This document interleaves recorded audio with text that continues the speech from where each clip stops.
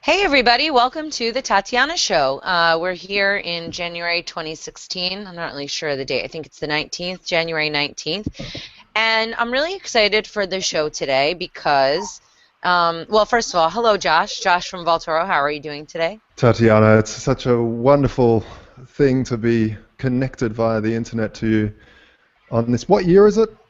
2016. 2016. I know, it's hard to remember. I like your shirt. You look very fancy today. Oh, thank you very much. Yeah, I thought I'd, wash my hair and wear a shirt, get a real job. Yes, I see that you're over at Vaultoro. Your brother is coding. Yeah, he's Um, beavering away in the background there.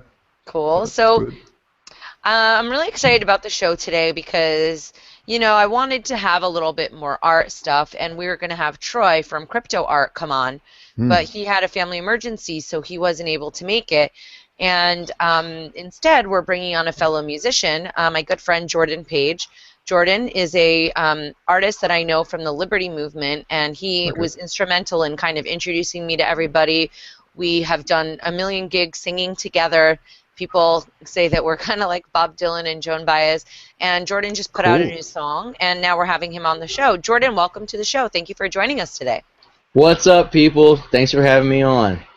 Very cool. So, I don't know how to start. I guess, Jordan, maybe you could tell us a little bit about your background for those folks in the, we have two different audiences here. We have the Liberty.me people who most definitely know you, but some of the Bitcoiners may not be familiar with you, although you do stuff like with Bitcoin as well.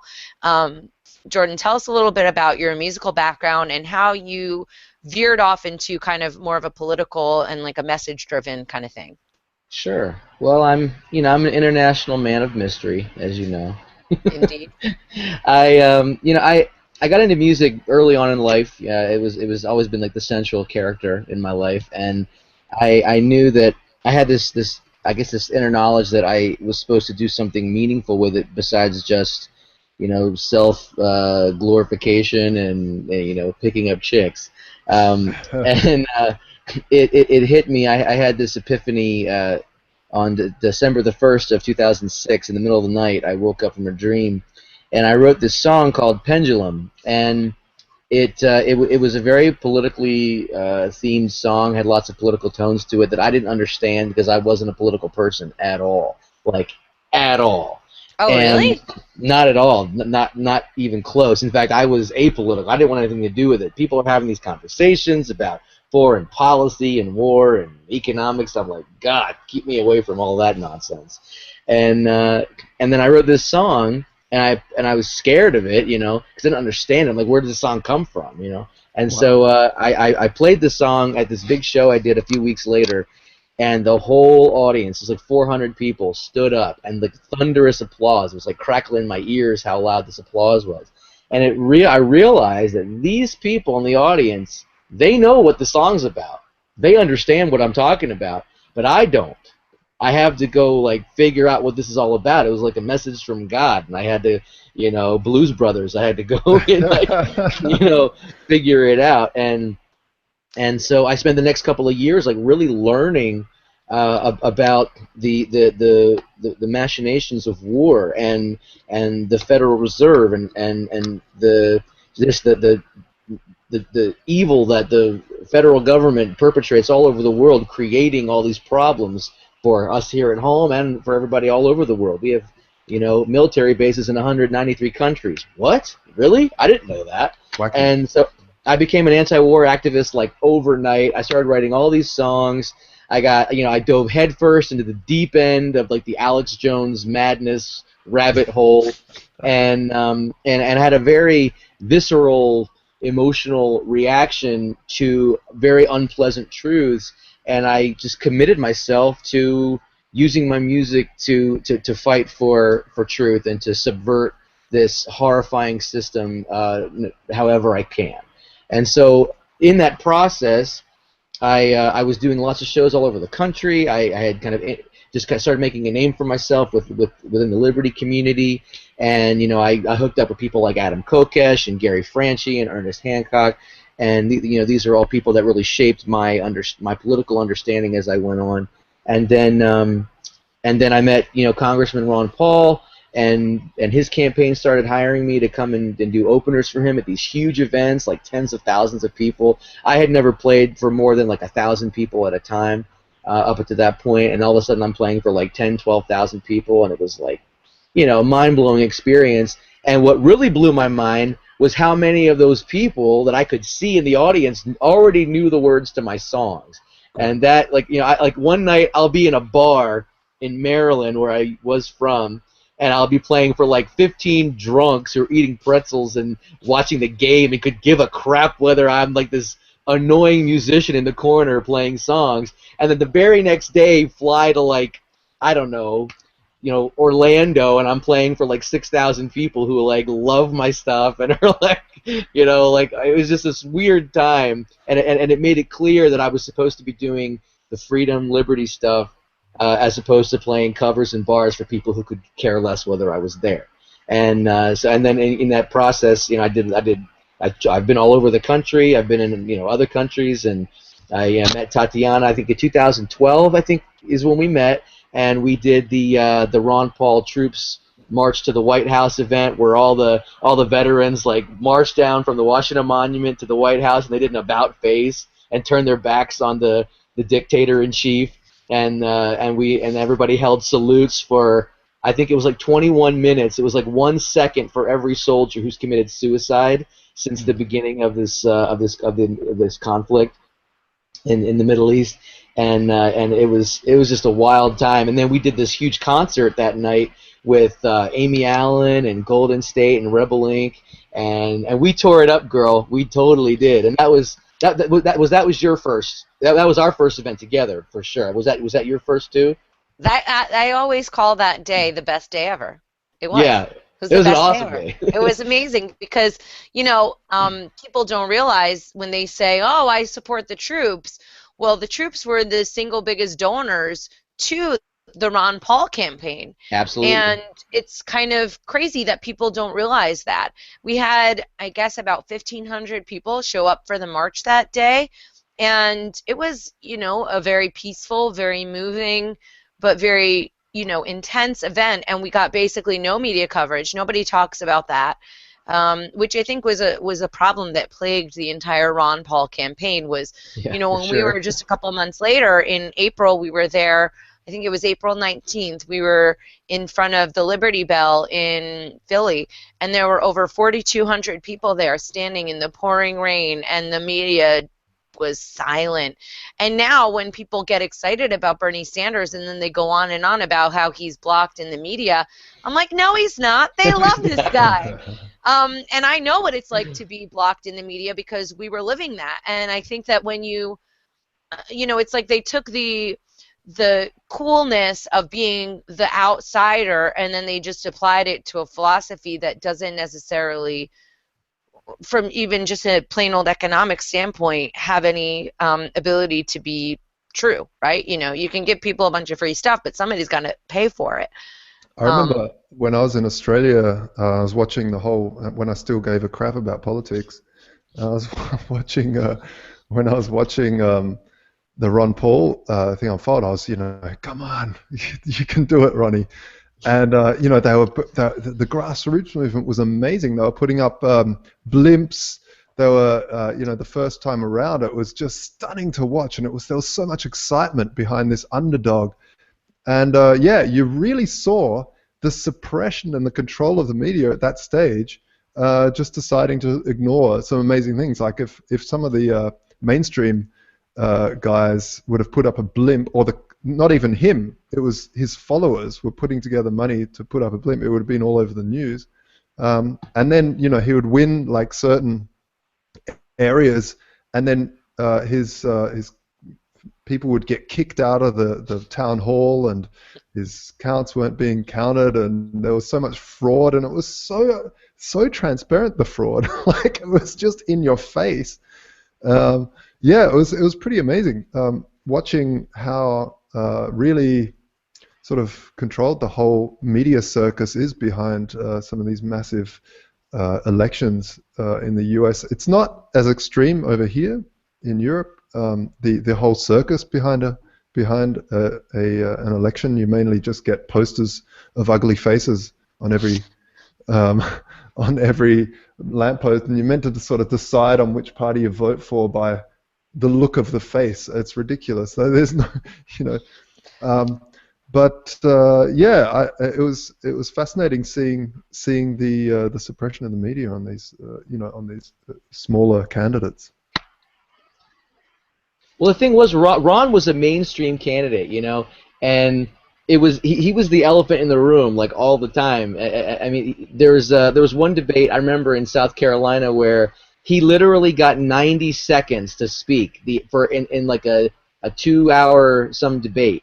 He got Yeah, I remember 90 that. seconds, and I all the remember that. and during those 90 Yeah. seconds, he actually got booed by the people of South Carolina for saying that we should follow the example of Jesus when we are looking at our foreign policy and treat other people the way that we would want to be treated. And he said this, right? And I'm just like, there's this overwhelming boo from the entire audience. And I'm like, okay, I've definitely backed the right guy. Like, this is my guy. And Yeah. so that night he blew off the pundits. He didn't even give anybody any interviews. He was like, peace, I'm out, Yeah. Drop the And mic. Boom. oh yeah, he was done. He was done.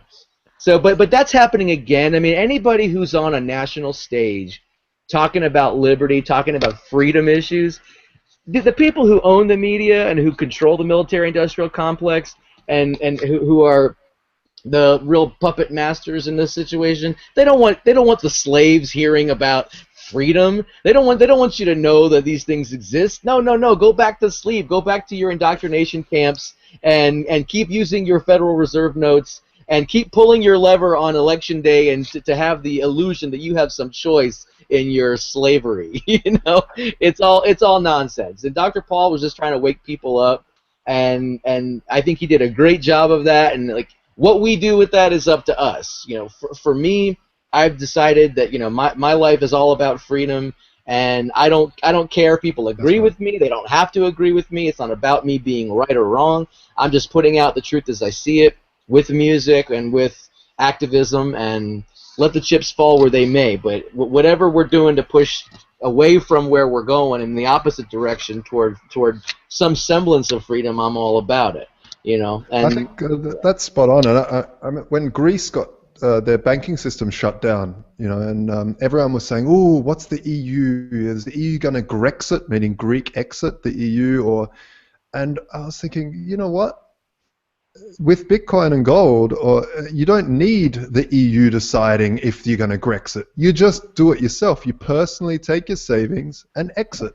You personally take them and secure them for yourself. You don't need to wait for a mega bank or one of these mega states like the EU or the US or to decide for you. And that's where something like the Bitcoin blockchain or has really given power back to people to say, hey, you know what? You have the choice over your savings, of your especially older people who really don't have that much earning capacity left. They need to make pretty important decisions now with these choices being made around them, whether to print more money or not. When really you should secure your assets in something that can't be just on a whim of some decision of some central banker. One of the things that I was going to say, after the 2012 election, this wasn't Jordan's first rodeo. He was involved in the 2008, and in general, local elections, I think, are a little bit more real, I guess. But after seeing what happened in 2012, it was a rude awakening for me, and I remember just being devastated because the Republican Party had this candidate who was getting tons of people to show up from the left, from the right, from the middle, all different types of people, young Amazing. people, old people, and everybody was putting so much effort and all their money into this candidate. And then what happened is that the Republican Party was breaking their own rules in order to keep this person out. And for me, it was a really like a moment of disillusionment from belief in the system. So now when people say to me, who are you voting for? I'm like laughing in their face. I'm like, ha ha, you think that there's voting.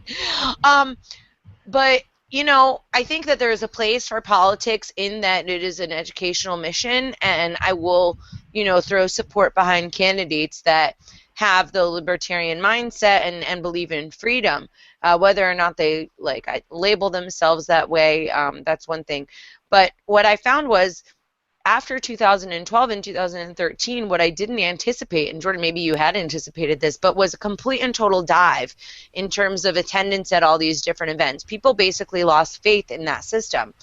And what I loved about Bitcoin was, even though I had known about Bitcoin in 2012, I didn't really get it. I didn't really care. But then when I went to Jeffrey Tucker's event in October of 2013, a cryptocurrency convention, I didn't understand the tech, but I recognized that hope that I had been faced with when I was in the Ron Paul movement, that excitement. And what I liked also was that Bitcoin didn't force me to isolate myself from different people, because people are so brainwashed into believing I'm a Democrat, this is my team, or I'm a Republican, this is my team. Bitcoin allowed you to talk about the issues that a lot of people would agree on. I mean, who likes the cartel? Not many people are really into paying all these overage fees and all these extra fees and whatever. So basically, I got really excited about Bitcoin because I thought that it was a way that we could bring more people in. Jordan, what has been your experience since 2012 and going in to different things that you're kind of a little bit shifting into? How have you found your time since that heyday of libertarian philosophy? It's been a challenge for sure, because of exactly what you just said. That there's been dwindling attendance. I think that a lot of people were heavily invested in the Ron Paul movement, and when at the RNC, when the ayes had it, before the vote had even been counted, and people were being more or less falsely imprisoned, to keep them from getting into the place to vote. There were a number of people who were kept on buses that were kept in motion. They were not allowed to leave the buses, and they were deliberately kept from missing the votes. I mean, just all that kind of nonsense. Just I think a lot of people gave up on the political process, and rightly so. The political process is not there to enfranchise anyone who's trying to change the system. The system itself requires compliance, and non-compliance is met with ridicule and marginalization. Violence, really.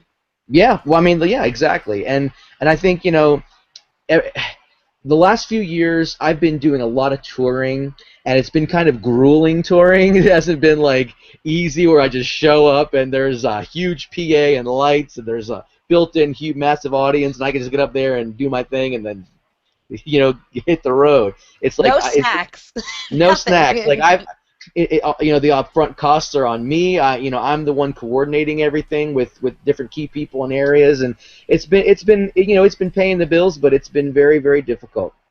And no red Smartie riders, just red Smarties, nothing like that. Well, for me, it was always blue M&Ms. I always had blue M&Ms in my contracts, and just to see if anyone was paying attention, and sometimes I would get them. It was awesome. Really? So awesome. Yeah, oh yeah.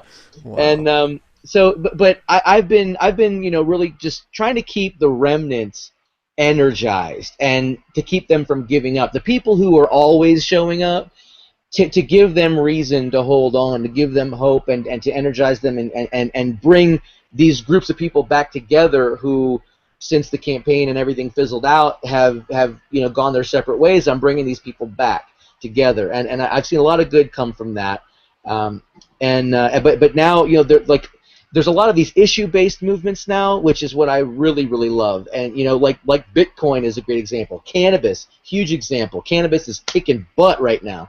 The anti-Monsanto movement, the Second Amendment movement, jury nullification. There's all these movements that aren't centered around a person or a figurehead. They're centered around an issue or a concept that isn't like relevant or not relevant based on an election cycle. These things are always relevant, and so people can pour their energy into these things, and they're making a lot of headway. And it's like the food freedom movement.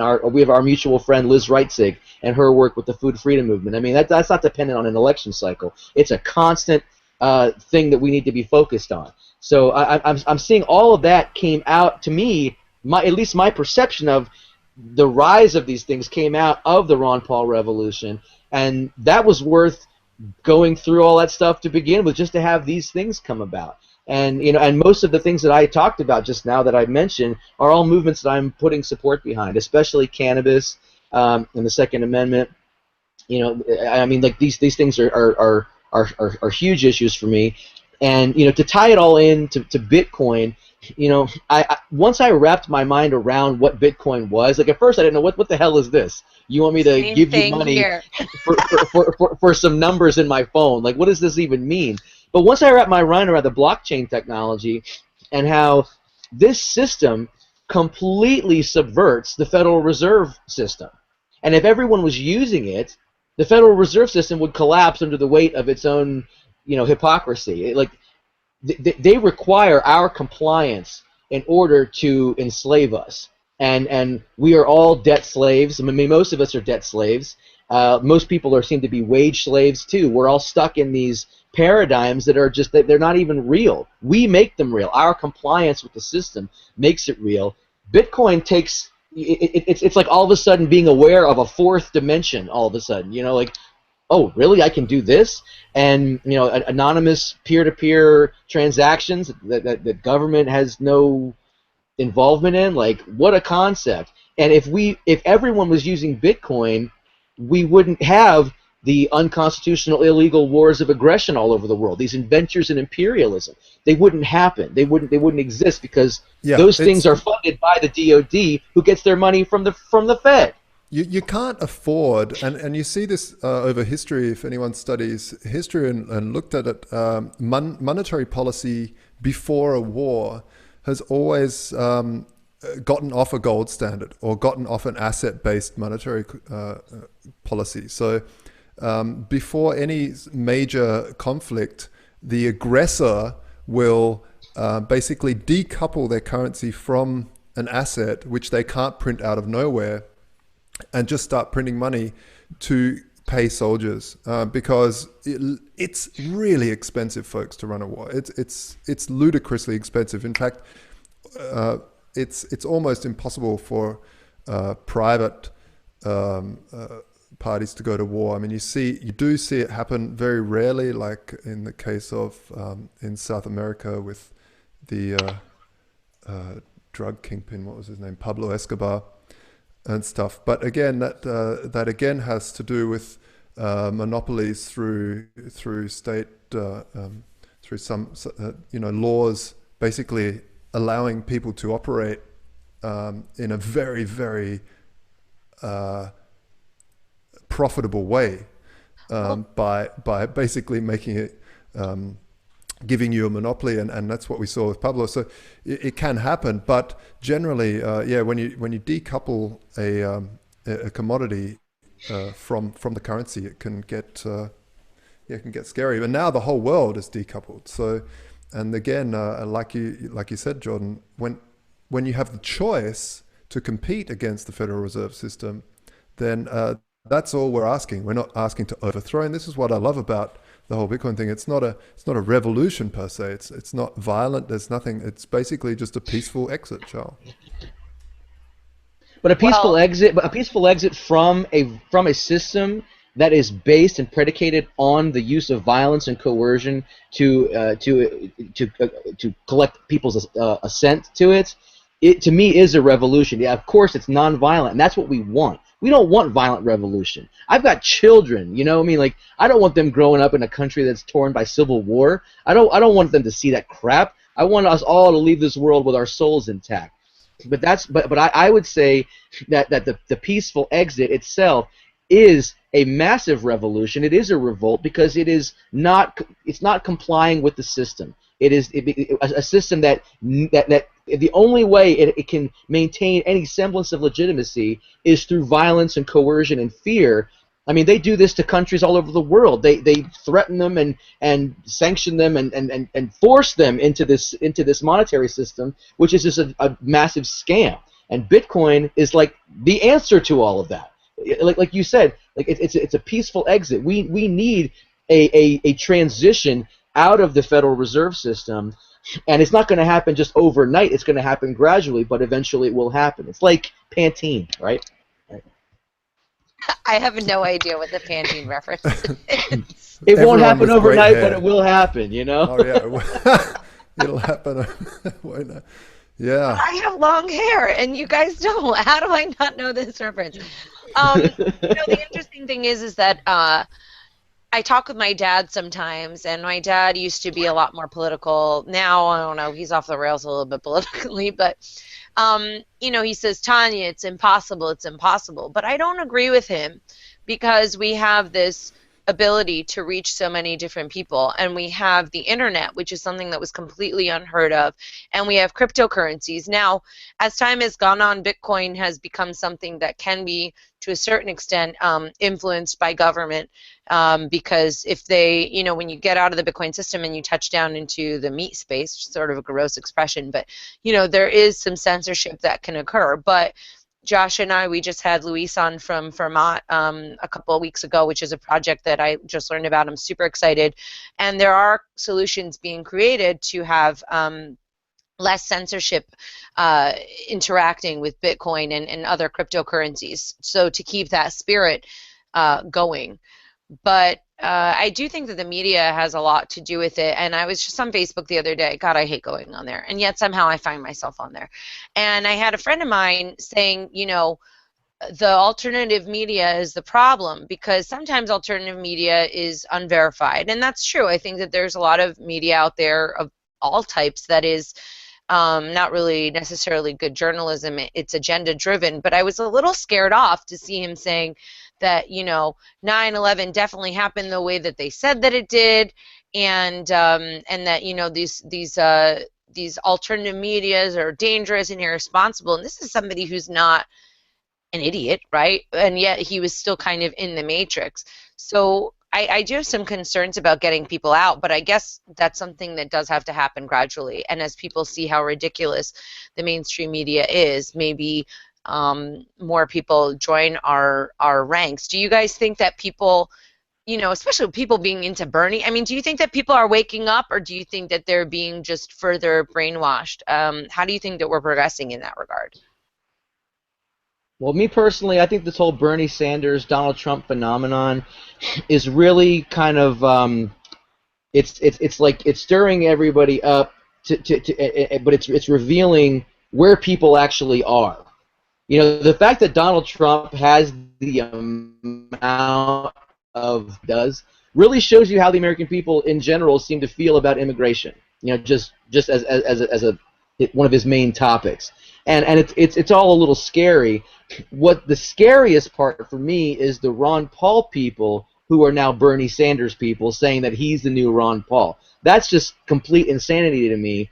They could not be more polar opposite. Maybe they have similar positions on a couple of key issues, but by and large, they are on opposite ends of the spectrum. And I've said this before, like short of Rand Paul, there's no candidate on the ticket that's a serious candidate that their election does not result in the apocalypse. It's scary as hell to me to see these characters, this cast of literally almost like cartoon characters on the stage who are all screaming that they want World War III. I mean, this is where we are, and Rand Paul is like the only one who is saying anything that makes any sense whatsoever. So I mean, I'm if I were still a political person, meaning really involved in the political process, Rand's the only one that's getting my support whatsoever. The thing about that is that number one, I think it's really funny to see Ted Cruz's illusions with people having, because people say, oh, Ted Cruz, he's a Liberty guy, but then he doesn't even show up to the Fed vote or the audit the Fed vote, which go and do your job, buddy, show up for work. And second of all, especially for this, if you're going to promote that. And then it comes out that his wife is the director of Goldman Sachs. So all of a sudden that conflict of interest is really clear. And also his lack of, I guess, being genuine, right? I mean, he's just a phony in that regard. But, then you've got the Libertarian Party, which unfortunately doesn't get a lot of attention. But what I find interesting is John McAfee running, because he's kind of Oh yeah. a wild man. Now, some people say he's not libertarian enough. I'm so sick of the liberty Nazis just saying that you're not liberty enough, because in general, he's still going around talking about things that are libertarian. And I would like to see him get a little bit more of a spotlight. Not because I like him better than Gary Johnson. I don't know. They both have interesting factors about them. But I think that people really like that Trump is the outsider. That's how he's branded. And I think that people like that Bernie is the outsider. People just want, my dad the other day, he says, Tanya, I would vote for Bonnie Rubble and Fred Flintstone before I would vote for one of these guys. And like my dad likes Trump, and I'm like, oh, Dad, like, oh. But I get where he's coming from, and I think that if you want entertainment and you want an outsider, I think John McAfee is really, really cool. Like, give this man a podium, because at least he's wild and interesting, and he can compete with the entertainment factor for Trump. But I think that Oh Rand sure. is still the most. Rand, Jordan and I were talking about this earlier before we got on, and Josh too. We were talking about how Rand, I think, went with the status quo for a while. I don't think he's as radical as his dad, but the question is what's going on underneath, right? And there's a question there, because it shouldn't be an underneath thing. We loved how Ron was always the same thing. Whether or not you agreed with him, you had to respect the fact that at least he was consistent. With Rand, he's gone through a few different phases where you kind of wonder where he stands, and now I guess that he sees that the establishment isn't going to give him a fair shot either way. He's just going a little bit more balls out liberty, and I think that's pretty cool. A little bit late, slightly disappointing, but at the end of the day, I still think that Rand goes up there, he speaks in a calm, rational fashion. But why are people not interested in rational thought? Are they really that brainwashed? I mean, that gives me a little bit of a reason to wonder about what our future is. Well, there's several reasons for that. The massive brainwashing campaign that takes place in government-run schools is it plays a big part in that, and people are raised in this system, and I was one of those people, and that's why I didn't give a crap until I had this like divine experience. You know, folks are coming up in the system, tens of millions of people, generations and generations of people are coming up in the system that is not teaching them what their rights are. They're cutting the Revolutionary War out of history curriculums. I mean, there's a reason for that. They don't want the slaves to know that we revolted from England and threw off a tyrannical, oppressive regime, because they don't want to be thrown off. They want our compliance. You know, there's also the mass fluoridation of water supplies all over the country, and water fluoridation is proven to cause docility and depression and make people more, susceptible to suggestion and to, just to be led.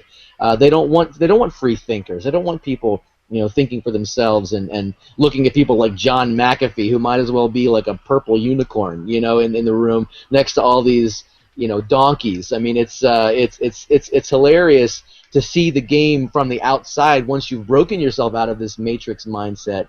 But to directly answer your question, the mainstream has moved so far away from common sense over years and years of propaganda and indoctrination that common sense sounds crazy.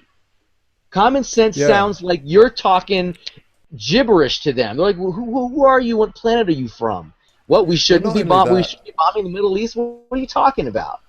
I think there's this concept of cognitive dissonance where if someone Absolutely. invests enough time into a concept, um, they refuse, even if it's totally logical, they refuse to even look at any evidence that might go against what they've invested in, an idea that they've invested in, because once they believe in that, they think, uh-oh, I've just wasted, I don't know, 10 years of my life thinking this way. And people get really into it, into their idea and their little hold, and they refuse to move away from that. So, it definitely can happen. And as you said, that starts with the schooling system. But Can I I? think, No, go ahead. throughout the world, and the internet is changing a lot of things. I mean, a lot of the way that people used to get knowledge is through sort of centrally controlled curriculum.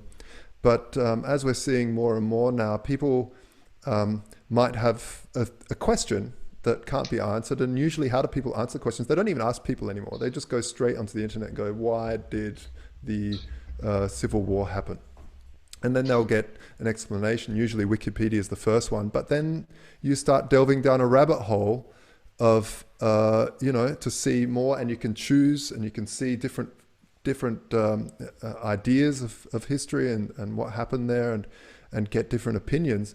So I think the internet has a big part to play with disrupting the whole that whole idea of a very controlled. I mean, if you go back in history, big history buff, as you can tell, the churches controlled media a lot back before the printing press, and the printing press really obliterated their whole focused control over what people learn, when Martin Luther tried to write his own version, it was very quickly cracked down upon, and the printing press allowed them to pump out different versions of still a ridiculous book, but in my opinion. In general, what happened was the printing press allowed for new information to be available, and the internet is the epitome of that concept, where people can educate themselves. And I don't buy the fact that anymore that we can't say anymore, I blame the mainstream media, because we don't live in a world where only mainstream media is available to us. If you still don't understand other concepts than the mainstream, then you're way too far gone, because anyone that's got half a brain will have some questions and seek some, two sides of an answer, and you don't just look at the first thing that pops onto the screen. I have a number of things that I was thinking about during this stuff. I mean, this is a really good convo, but first of all, about how people, they don't want to believe that they are wrong or that they're bad. So I was talking with a friend the other day because Ross Ulbricht has just put in his appeal. It's an excellent appeal. If people want to go online, there's a ton of articles about it. There's actually one by Jamie Redman on Let's Talk Bitcoin, which is one of the places where we're airing this show in addition to Liberty.me. Reason has a great article.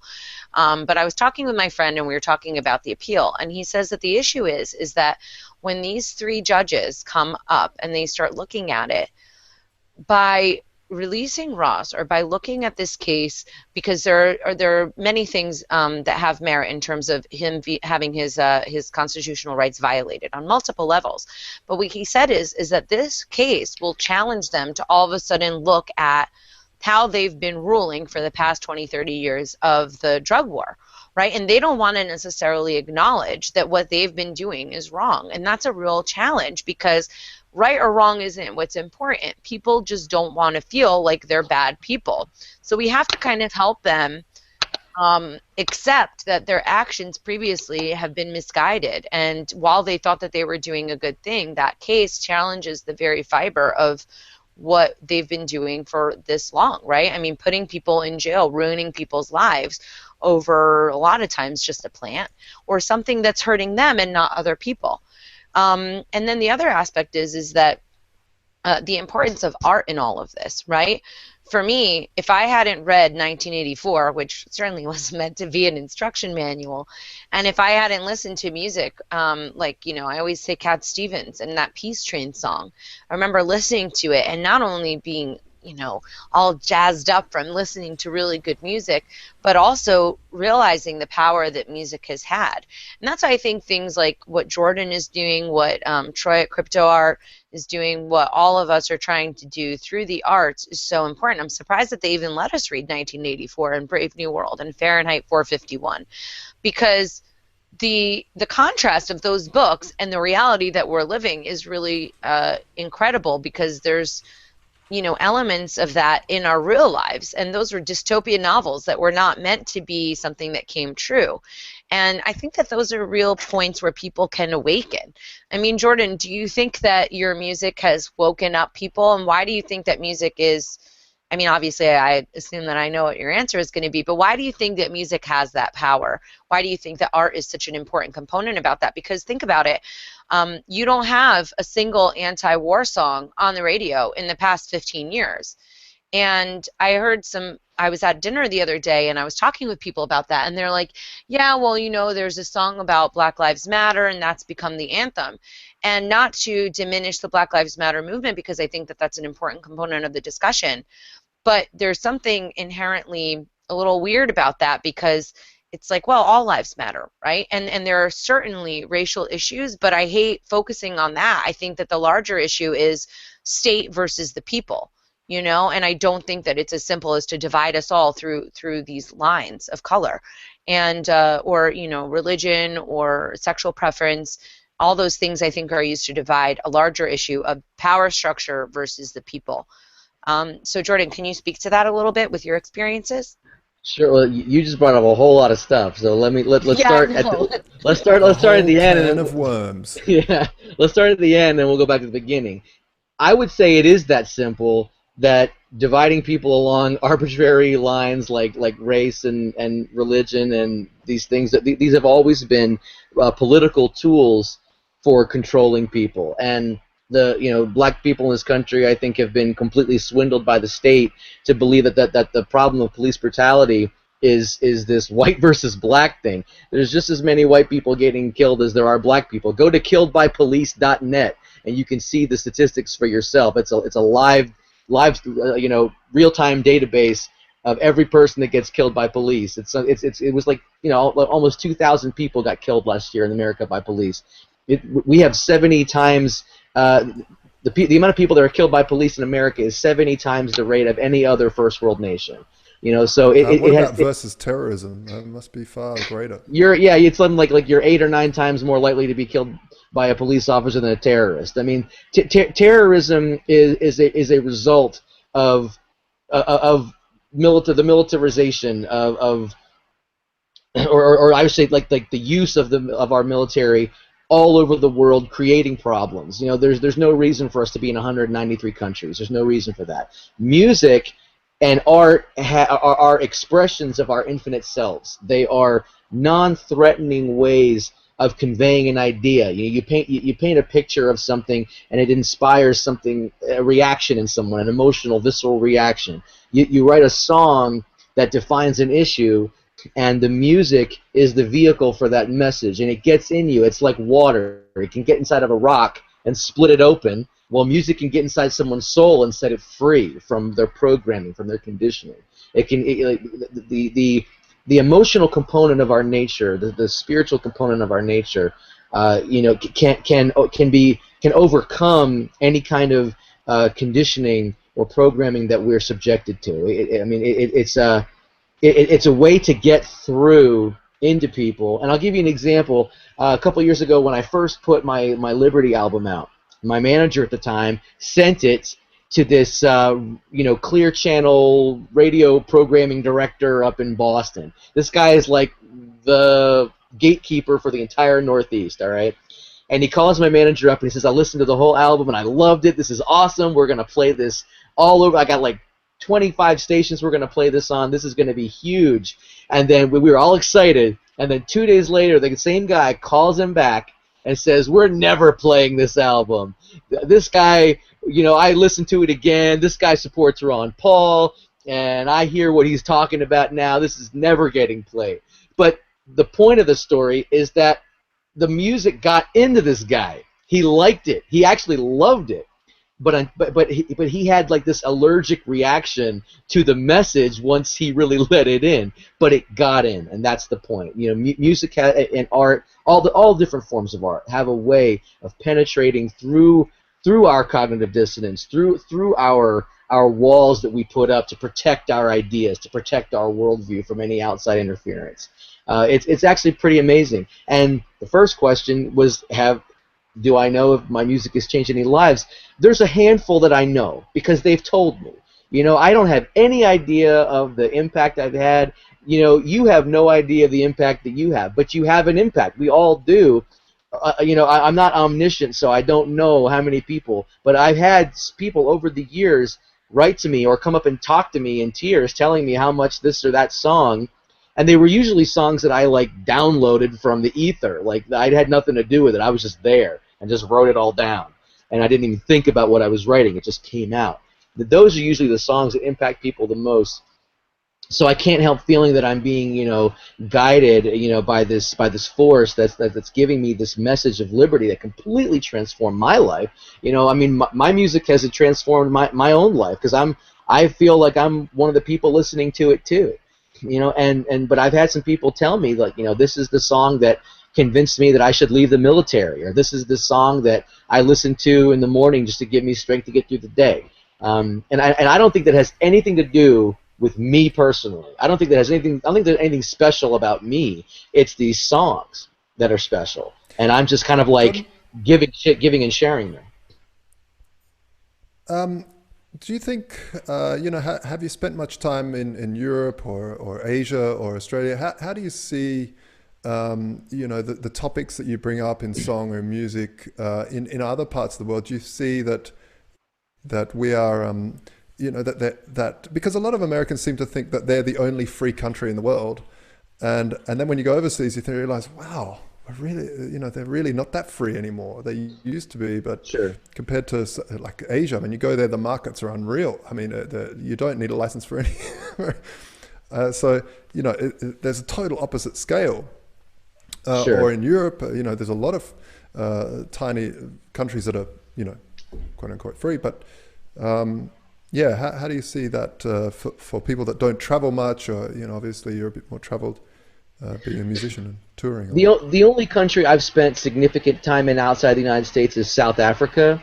I spent a little bit of time in England, not much, and I spent you know a week with Tatiana in Chile, and didn't really get a sense of what people were dealing with down there. I some sense, but not so I can speak to it from any kind of intelligent podium.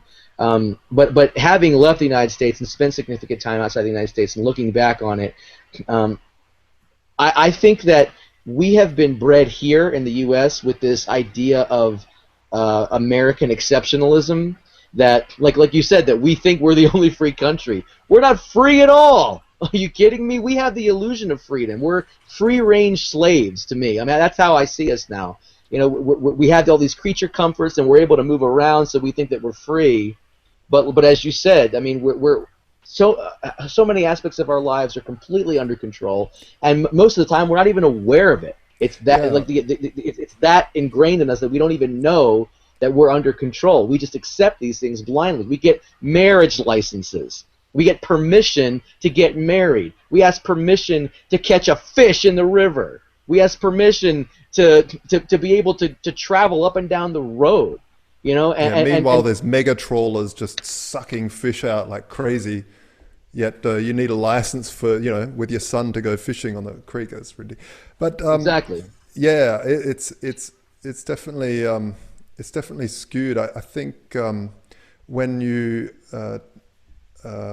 look at art, just going back to your previous comment there, it's always been an important part of subversion, because it's kind of especially if you look at cartoons, for instance, in the newspaper, they've always been able to quickly, put something quite sneaky in there, quite subversive, and only really quite clever people can actually see what that is. And you see art making.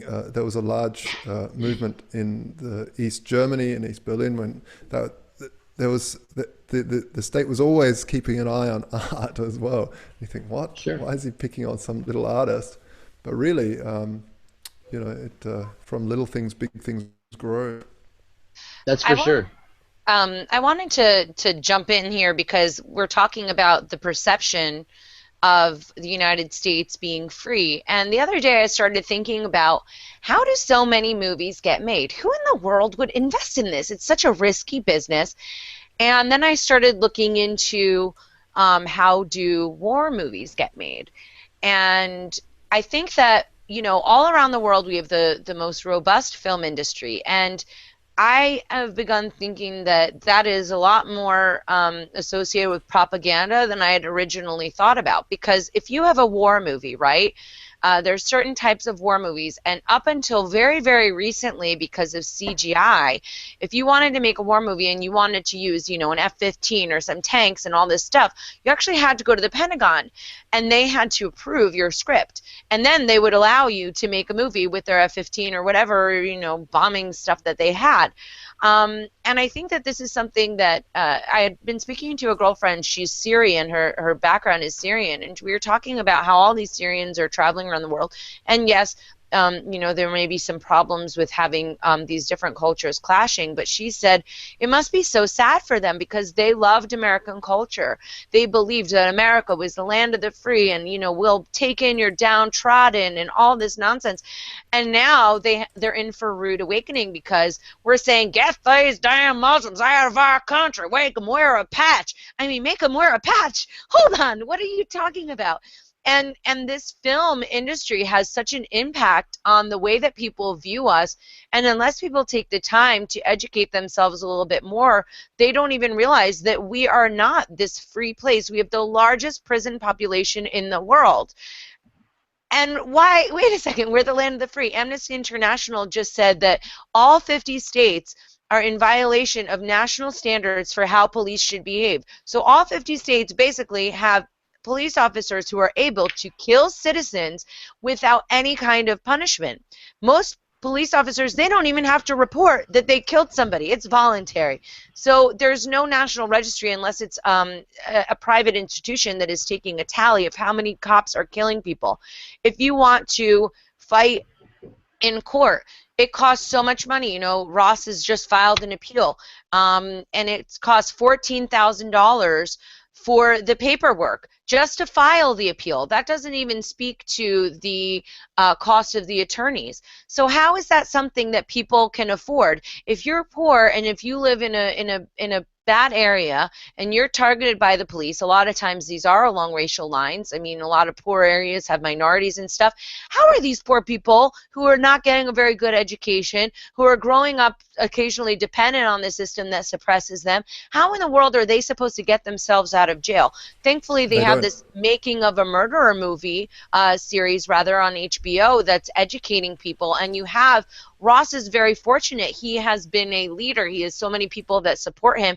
But what about the poor people that don't have that support? And you're going to talk about a just system? I mean, there's complete, total delusions about what we have going on. People watch, shows about police officers and the court system, and they think that you're going to get a fair trial. BS. Most people are bullied into having they don't even go to trial. They have to take a plea deal because your chances of winning in a trial are so minuscule that you're better off taking a plea. And this is a just system, but don't worry, just watch what you see in Hollywood. And then all of a sudden you understand why these movies that potentially have such a huge risk are being funded, because there are other interests in mind. And I find it to be really revolting. I don't even want to go to the movies anymore.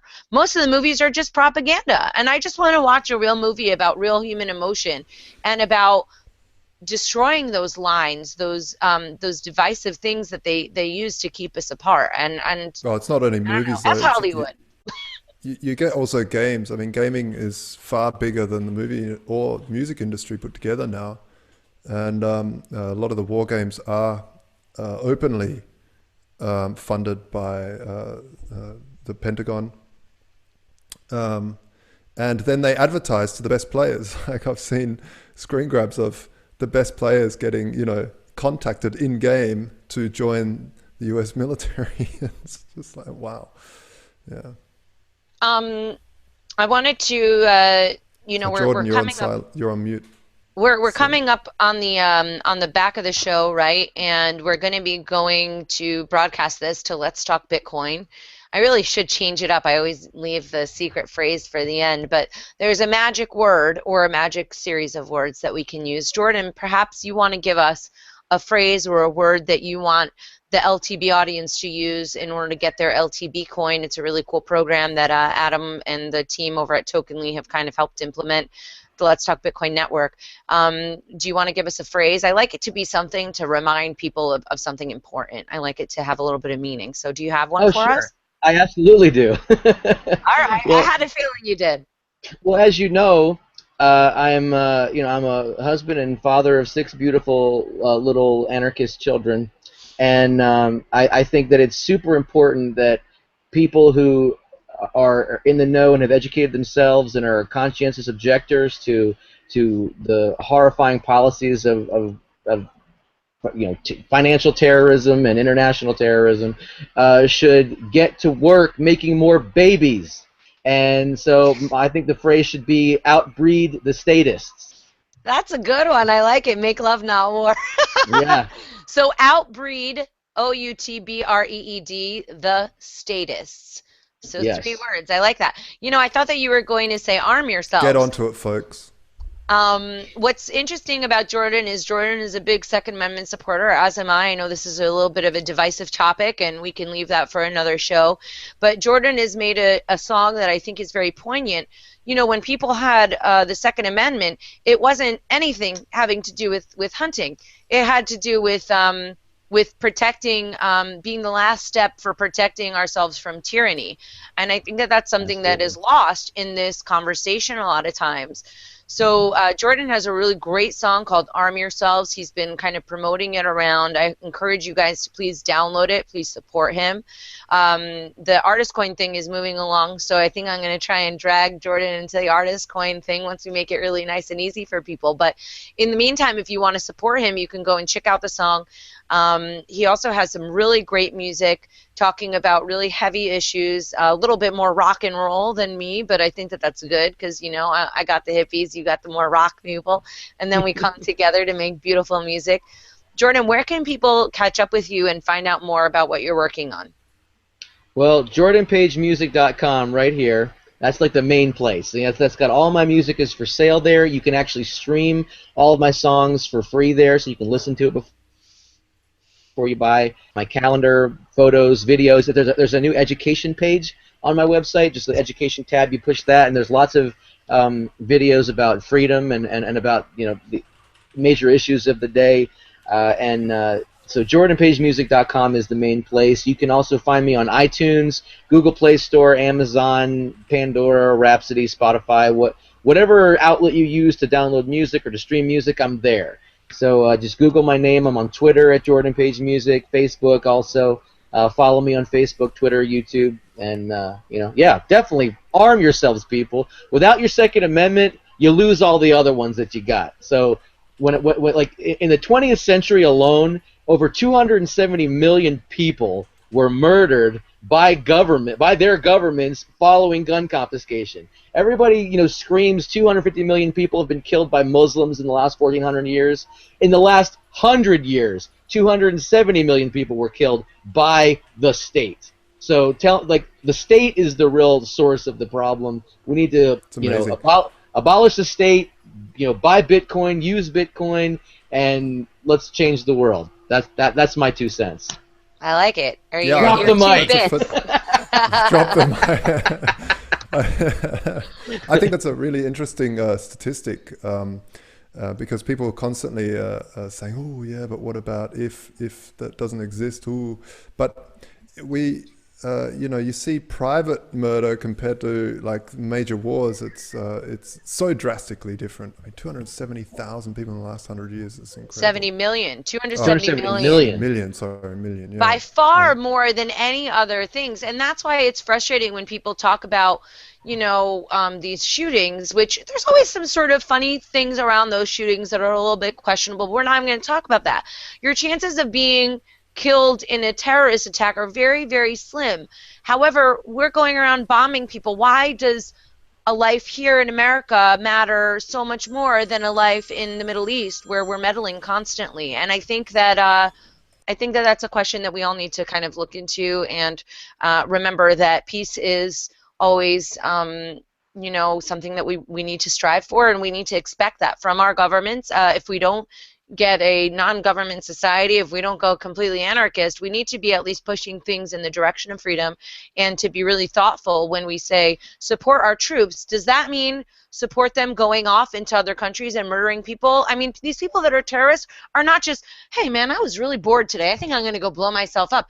In fact, in Iraq, before the United States invaded, there had never in the history of the country been a single suicide bomber. But since then, there have been approximately 2,000 people that have done that. Why are they doing that? I mean, these people are not so different from us. And Because they hate your freedom. They hate it. yeah, they hate our freedom, and yet our own government is the one that's taking away the very freedoms that a lot of these soldiers go off in defense of, and that's No, why they're killing themselves when they come back. yeah. If they come back because of the horrors that they've seen, and because they know that they were, joining these wars on a very fake premise, I think that that is a really major issue for them. They're hopped up on all these crazy medications. Let's look at the medications.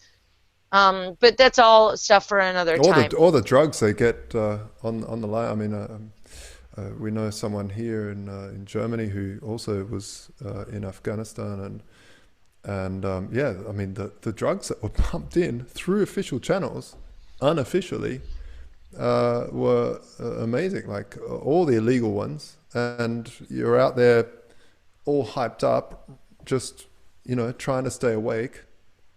And then there's no support afterwards. No support at all for these people. And that's, I think, in terms of support, it's like going to therapy, talking through the horrific things people have seen. And to talk about what you brought up about suicide bombers, if someone has invaded your country, and you've seen soldiers break in and kill your father or mother in front of you, and you're left there struggling, do you really feel like they're not going to do anything against that? They're not going to, get totally angry and make it their life mission to do that little bit of damage that they can do? Of course, and this is the concept of blowback, is that you can't just waltz around the world under this flag of freedom that doesn't really exist anyway, and sit there, and not expect anything back. It just happens. So I think it's a really important thing that you say, and the concept. I think a lot of people after the Vietnam War, when the soldiers came back and people were spitting on them and stuff. In Australia anyway, I'm not sure how it was in America, but then after that, this whole notion of support the troops came out, and this was bantered and bantered and bantered, and it was like, yeah, look, I understand that in one way, but at the same time, there's a difference between supporting these poor young kids that go off and are really, that's their only choice. They don't have any other options. They just have the option of, hey, join the army, adventures. And then they come back totally messed in the head, and then have no options. And what, for me, support the troops is when someone comes back from a war, give them some help dealing Some with compassion. some compassion, some of the Well, trauma think that about, they've dealt. the people coming back from Vietnam didn't even want to go.